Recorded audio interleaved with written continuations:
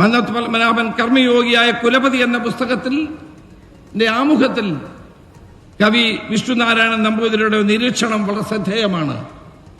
അദ്ദേഹം പറയുന്നു, 100 രൂപ തികച്ചെടുക്കാൻ കഴിവില്ലാത്ത ചെറുകിട ജന്മിമാരും അല്പവേതനക്കാരായ സർക്കാർ ജീവനക്കാരും കോടതി തിണ്ണകളിൽ വ്യവഹാരങ്ങൾക്ക് വേണ്ടി നിരങ്ങുന്ന കലഹപ്രിയരും അടങ്ങുന്ന ഒരു സമുദായത്തെ കൊണ്ട് ഇത്രയുമൊക്കെ ചെയ്യിക്കാൻ മന്നത്ത് പത്മനാഭന് മാത്രമേ കഴിയൂ. പണം എങ്ങനെ വന്നു ചേരുന്നു എന്നത് അദ്ദേഹത്തിന്റെ ശുഭാപ്തി വിശ്വാസം സഹപ്രവർത്തകരെ ശുഭാപ്തി വിശ്വാസികളാക്കി മാറ്റി. ഒരു യഥാർത്ഥ നേതാവിന് മാത്രമേ ഇത്തരം കാര്യങ്ങൾ ചെയ്യാൻ കഴിയൂ. ശ്രീ മന്നത്ത് പത്മനാഭൻ ശൂന്യതയിൽ നിന്ന് ഒരു സാമ്രാജ്യം കെട്ടിപ്പടുത്ത മഹാനുഭാവനാണെന്ന് ചരിത്രം രേഖപ്പെടുത്തുന്ന ഒരു കാര്യം തന്നെയാണ്. ഇന്ന് നമുക്ക് പിന്തിരിഞ്ഞ് നോക്കുമ്പോൾ വിശ്വസിക്കാൻ കഴിയാത്ത നിലയിലുള്ള പ്രവർത്തന പാടവമായിരുന്നു അദ്ദേഹം നേതൃത്വം കൊടുത്തത് എന്ന് നമുക്ക് ബോധ്യപ്പെടുന്ന ഒരു കാര്യമാണ്.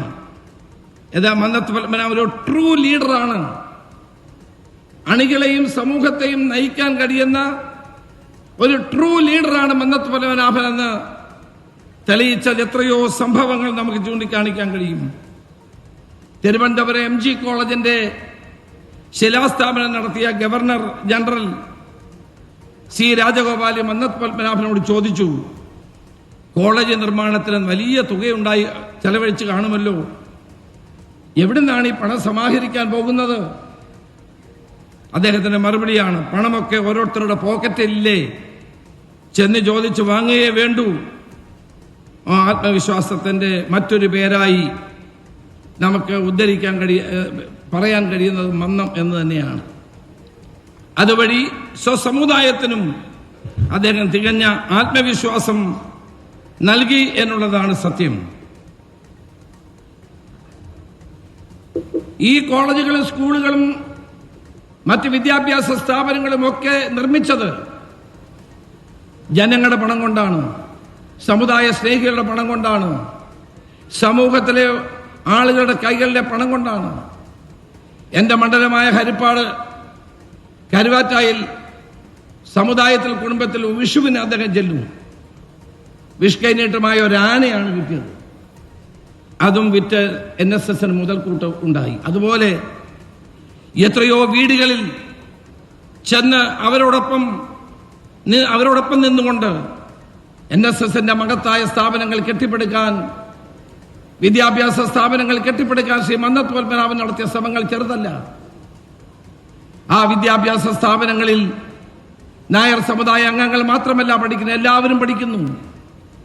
അതായിരുന്നു മന്നത്തിന്റെ ദർശനം. എല്ലാവർക്കും വിദ്യാഭ്യാസം ചെയ്യാനുള്ള അവസരം, എല്ലാവർക്കും വളരാനുള്ള അവസരം, എല്ലാവർക്കും തുല്യമായി നീതി നൽകാനുള്ള ചിന്ത, അതായിരുന്നു അദ്ദേഹത്തിന്റെ പ്രവർത്തനങ്ങളിൽ നമുക്ക് കാണാൻ കഴിയുന്ന ഒരു കാര്യം. ഇവിടെ വ്യക്തിപരമായൊരു കാര്യം എനിക്ക് കൂട്ടിച്ചേർക്കാനുണ്ട്. ഞാൻ സ്കൂൾ വിദ്യാഭ്യാസം കഴിഞ്ഞ എനിക്ക് SSLC പരീക്ഷയിൽ അന്ന് 360 മാർക്ക് വേണം ഫസ്റ്റ് ക്ലാസ് കിട്ടാൻ. 5 മാർക്ക് എനിക്ക് കുറവായിരുന്നു. എൻ്റെ വീടിനടുത്തുള്ള ഒരു കോളേജിൽ ഞാൻ ആപ്ലിക്കേഷൻ കൊടുത്തു. റാങ്ക് ലിസ്റ്റിൽ ഞാൻ 5ാമനായിരുന്നു. ഞാൻ അന്ന് കേരള വിദ്യാർത്ഥി യൂണിയന്റെ KSUവിന്റെ ഒരു പ്രവർത്തകനായിരുന്നു, ജില്ലാ ട്രഷററായിരുന്നു. ആരോ ഒരു ഊമക്കത്തയച്ചു, ഞാൻ ഈ കോളേജിൽ പഠിച്ചാൽ ഈ കോളേജിന്റെ അന്തരീക്ഷം തകർക്കുമെന്ന്.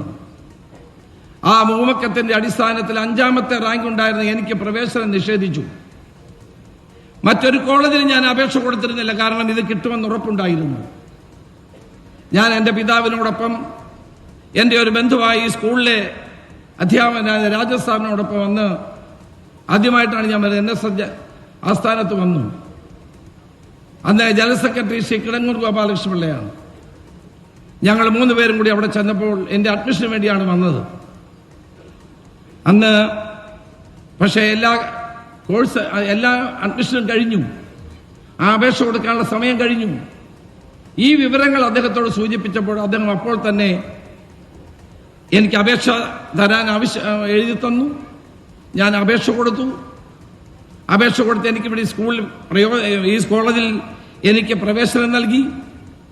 അങ്ങനെയാണ് എൻ്റെ ജീവിതത്തിൽ ഒരു സന്നിഗ്ധ ഘട്ടത്തിൽ എന്നെ സഹായിച്ചതും എനിക്ക് അഭയം തന്നതും NSS ആണ് എന്ന് പറയാൻ എനിക്ക് അതിയായ സന്തോഷം.